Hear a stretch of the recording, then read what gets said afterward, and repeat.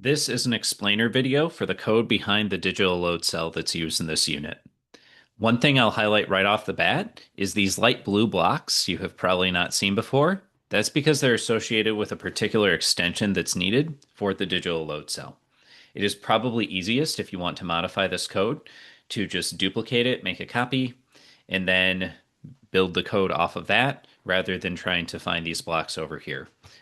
Because this is also an extension that's not in the typical like extension store for lack of a better term. However, back to the code. On start, it's going to show a check mark, and then it's going to do some stuff related to setting up the digital load cell. This says which pins it's going to be drawing from and putting output to. And then this is basically saying, hey, you're zeroing out when you start up.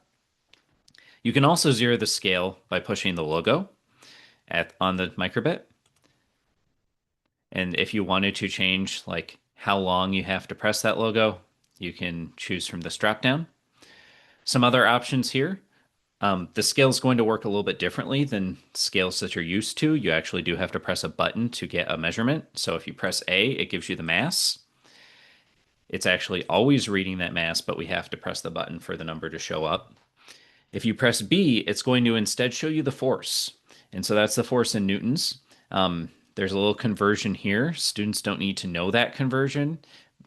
But if they're kind of interested and they wonder, where did that come from? You can actually show them the side of spring scales and show that so many newtons is about so many grams and see how those line up. And then if you press A and B together, that's going to do something a little bit different. Think of it a little bit like zeroing, except it's for 50 grams. So it's calibrating a 50-gram load.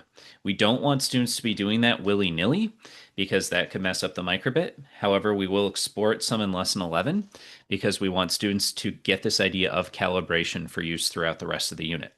Because essentially that's what we're asking them to do in the final project when they're measuring forces, is they are looking at their microbits at different sensors and saying, okay, if I want to measure forces, how can I connect the numbers that this microbit gets as measurements to different levels of force? And that's essentially what's happening here is you're connecting whatever electrical output you get from the sensor and converting it into a mass that makes sense to us.